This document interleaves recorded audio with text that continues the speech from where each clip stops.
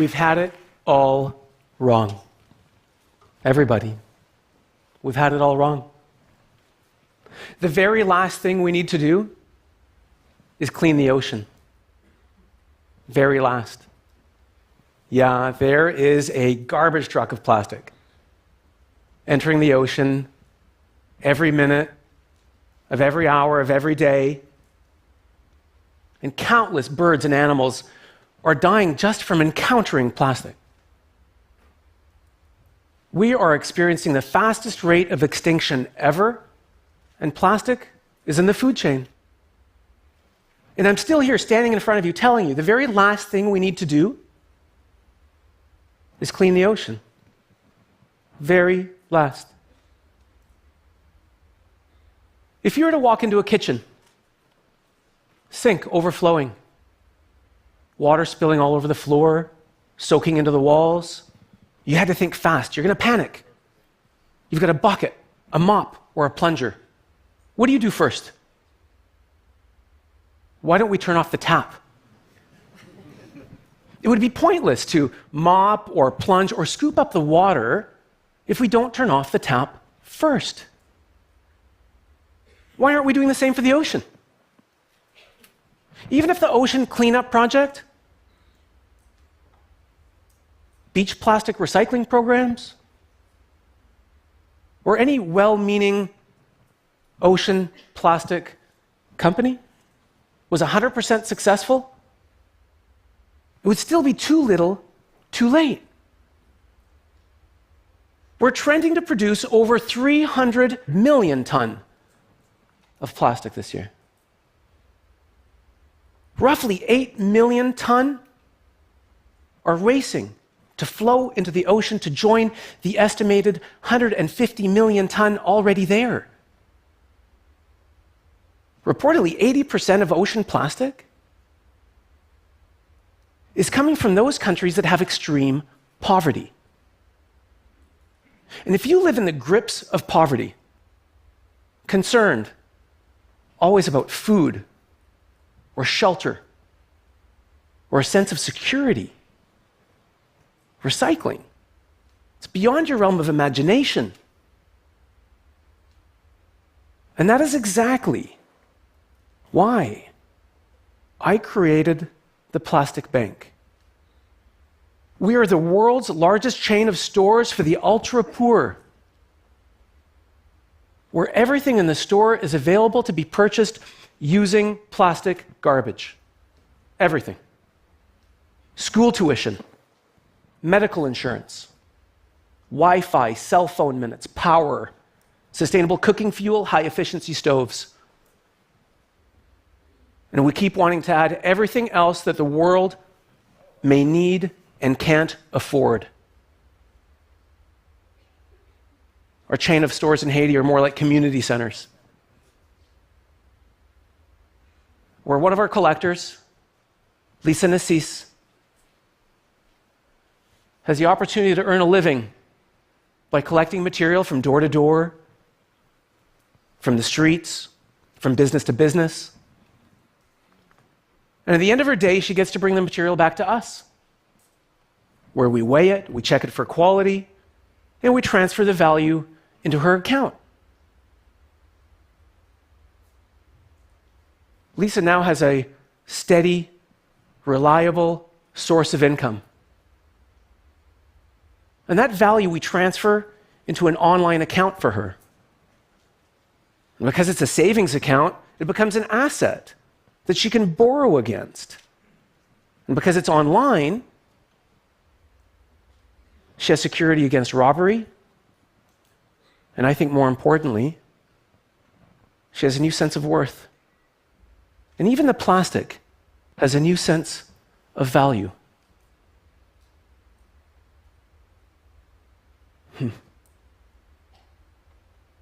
And that plastic we collect, and we add value to. We sort it, we remove labels, we remove caps. We either shred it, or we pack it into bales and get it ready for export.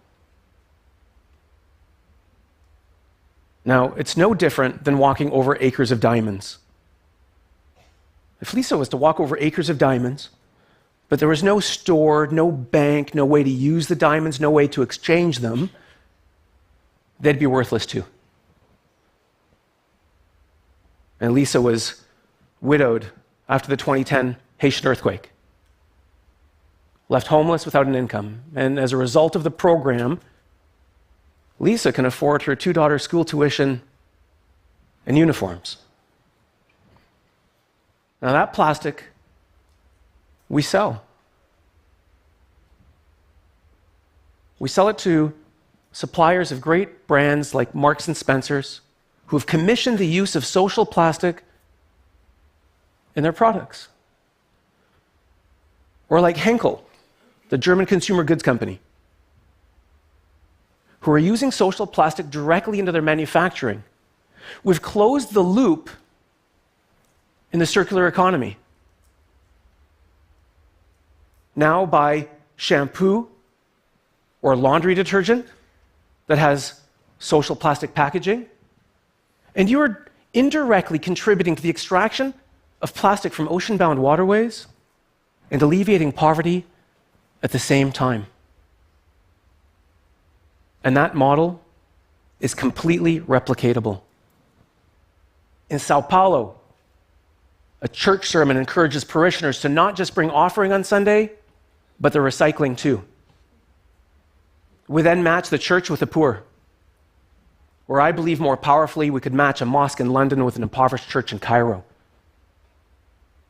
Or like in Vancouver, with our bottle deposit program.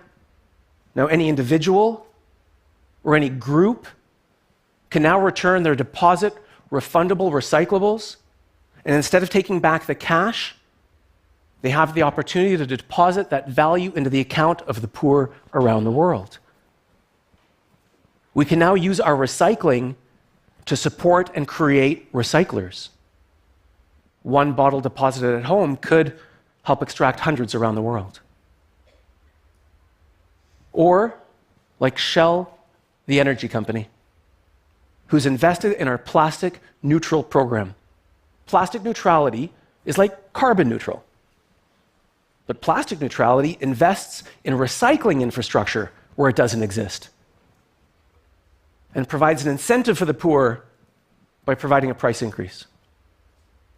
Or, like in the slums of Manila, where the smallest market with a simple scale and a phone can now accept social plastic as a new form of payment by weight, allowing them to serve more people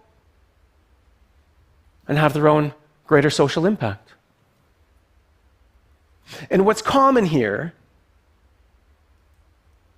is that social plastic is money. Social plastic is money. A globally recognizable and tradable currency that, when used, alleviates poverty and cleans the environment at the same time. It's not just plastic. It's not recycled plastic. It's social plastic. A material whose value is transferred through the lives of the people who encounter it, rich and poor. Humans have produced over 8 trillion kilograms of plastic, most of it still here as waste. 8 trillion kilograms, worth roughly 50 cents a kilo. We're potentially unleashing a $4 trillion value. See, I see social plastic as the Bitcoin for the earth and available for everyone.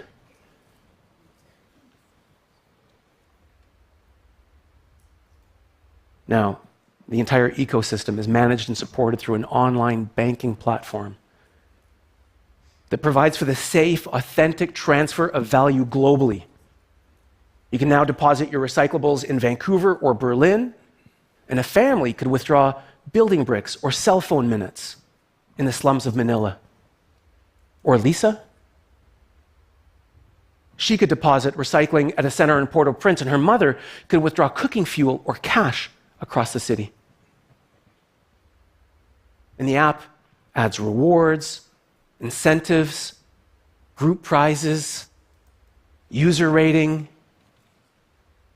We've gamified recycling. We add fun and formality into an informal industry. We're operating in Haiti and the Philippines. We've selected staff and partners for Brazil. And this year, we're committing to India and Ethiopia. We're collecting hundreds and hundreds of tons of material. We continue to add partners and customers,